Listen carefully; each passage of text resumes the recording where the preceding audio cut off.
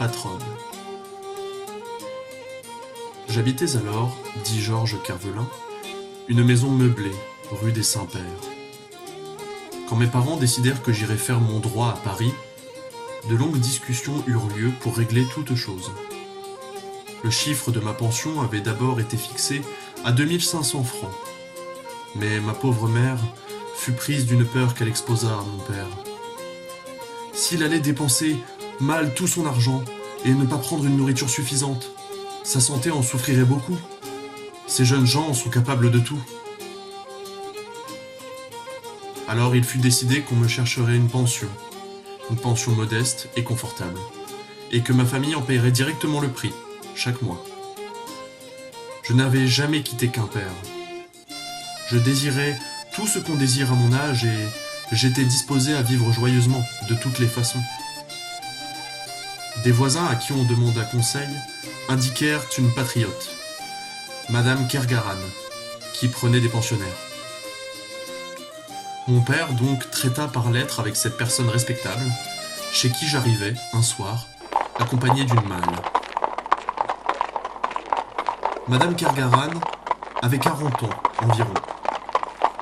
Elle était forte, très forte, parlait d'une voix de capitaine instructeur et décidait toutes les questions d'un mot net et définitif. Sa demeure toute étroite, n'ayant qu'une seule ouverture sur la rue, à chaque étage, avait l'air d'une échelle de fenêtre, ou bien encore d'une tranche de maison en sandwich entre deux autres. La patronne habitait au premier, avec sa bonne. On faisait la cuisine et on prenait les repas au second.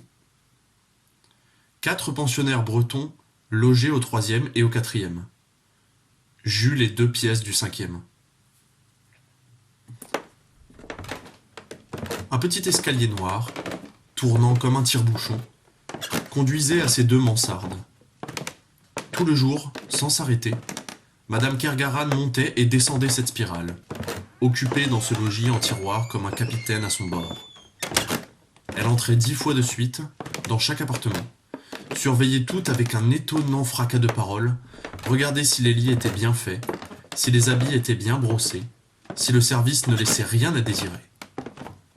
Enfin, elle soignait ses pensionnaires comme une mère, mieux qu'une mère. J'eus bientôt fait la connaissance de mes 4 compatriotes. 2 étudiaient la médecine, et les 2 autres faisaient leur droit. Mais tous subissaient le joug despotique de la patronne.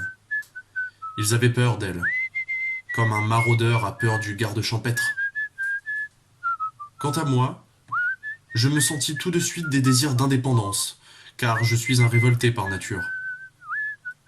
Je déclarai d'abord que je voulais rentrer à l'heure qui me plairait, car Madame Kergaran avait fixé minuit comme dernière limite. À cette prétention, elle planta sur moi ses yeux clairs pendant quelques secondes, puis elle déclara « Ce n'est pas possible. Je ne peux pas tolérer qu'on réveille Annette toute la nuit. Vous n'avez rien à faire dehors passer certaines heures. » Je répondis avec fermeté « D'après la loi, madame, vous êtes obligée de m'ouvrir à toute heure. Si vous le refusez, je le ferai constater par des sergents de ville et j'irai coucher à l'hôtel à vos frais, comme c'est mon droit. Vous serez donc contrainte de m'ouvrir ou de me renvoyer. La porte ou l'adieu. Choisissez. » Je lui riais au nez en posant ces questions. Après une première stupeur, elle voulut parlementer, mais je me montrai intraitable et elle céda. Nous convînmes que j'aurais un passe-partout, mais à la condition formelle que tout le monde l'ignorerait. Mon énergie fit sur elle une impression salutaire et elle me traita désormais avec une faveur marquée. Elle avait des attentions, des petits soins, des délicatesses pour moi, et même une certaine tendresse brusque qui ne me déplaisait point. Quelquefois, dans mes heures de gaieté, je l'embrassais par surprise, rien que pour la forte gifle qu'elle me lançait aussitôt. Quand j'arrivais à baisser la tête assez vite, sa main partie passait par-dessus moi, avec la rapidité d'une balle, et je riais comme un fou en me sauvant, tandis qu'elle criait « Ah, la canaille, je vous revaudrai ça !» Nous étions devenus une paire d'amis.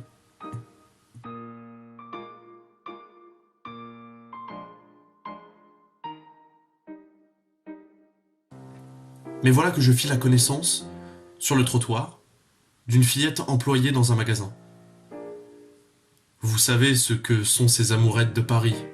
Un jour, comme on allait à l'école, on rencontre une jeune personne en cheveux qui se promène au bras d'une amie avant de rentrer au travail. On échange un regard, et on sent en soi cette petite secousse que vous donne l'œil de certaines femmes. C'est là une des choses charmantes de la vie. Ces rapides sympathies physiques que fait éclore une rencontre. Cette légère et délicate séduction qu'on subit tout à coup au frôlement d'un être né pour vous plaire et pour être aimé de vous. Il sera aimé, peu ou beaucoup, qu'importe. Il est dans sa nature de répondre au secret désir d'amour de la vôtre. Dès la première fois que vous apercevez ce visage, cette bouche, ces cheveux, ce sourire, vous sentez leur charme entrer en vous, avec une joie douce et délicieuse. Vous sentez une sorte de bien-être heureux vous pénétrer, et l'éveil subit d'une tendresse encore confuse qui vous pousse vers cette femme inconnue.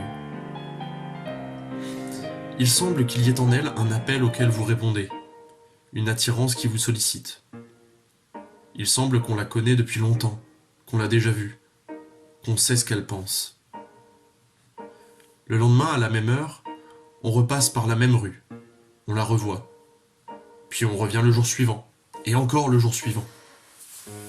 On se parle enfin, et l'amourette suit son cours, régulier comme une maladie.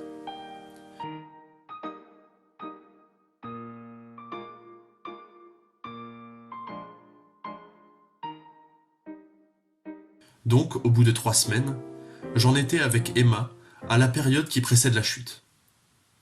La chute même aurait eu lieu plus tôt si j'avais su en quel endroit la provoquer. Mon ami vivait en famille et refusait avec une énergie singulière de franchir le seuil d'un hôtel meublé. Je me creusais la tête pour trouver un moyen, une ruse, une occasion.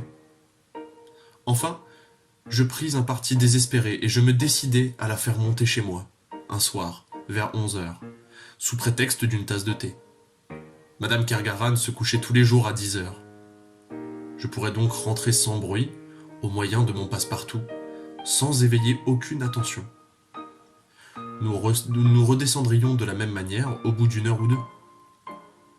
Emma accepta mon invitation, après s'être fait un peu prier. Je passais une mauvaise journée. Je n'étais point tranquille.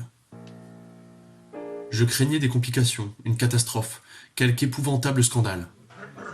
Le soir vint. Je sortis, et j'entrai dans une brasserie où j'absorbais 2 tasses de café et 4 ou 5 petits verres pour me donner du courage. Puis, j'allais faire un tour sur le boulevard Saint-Michel. J'entendis sonner 10h, 10h30. Et je me dirigeai, à pas lents, vers le lieu de notre rendez-vous. Elle m'attendait déjà. Elle prit mon bras avec une allure câline, et nous voilà partis, tout doucement, vers ma demeure. À mesure que j'approchais de la porte, mon angoisse allait croissant. Je pensais, pourvu que Madame Kergaran soit couchée. Je dis à Emma 2 ou 3 fois, surtout, ne faites point de bruit dans l'escalier. Elle se mit à rire. Vous avez donc bien peur d'être entendu? Non, mais je ne veux pas réveiller mon voisin qui est gravement malade. Voici la rue des Saints-Pères. J'approche de mon logis avec cette appréhension qu'on a en se rendant chez un dentiste. Toutes les fenêtres sont sombres. On dort sans doute. Je respire. J'ouvre la porte avec des précautions de voleur. Je fais entrer ma compagne, puis je referme. Et je monte l'escalier sur la pointe des pieds, en retenant mon souffle et en allumant des allumettes bougies pour que la jeune fille ne fasse point quelques faux pas. En passant devant la chambre de la patronne, je sens que mon cœur bat à coups précipités. Enfin, nous voici au 2e étage, puis au 3e, puis au 5e. J'entre chez moi. Victoire.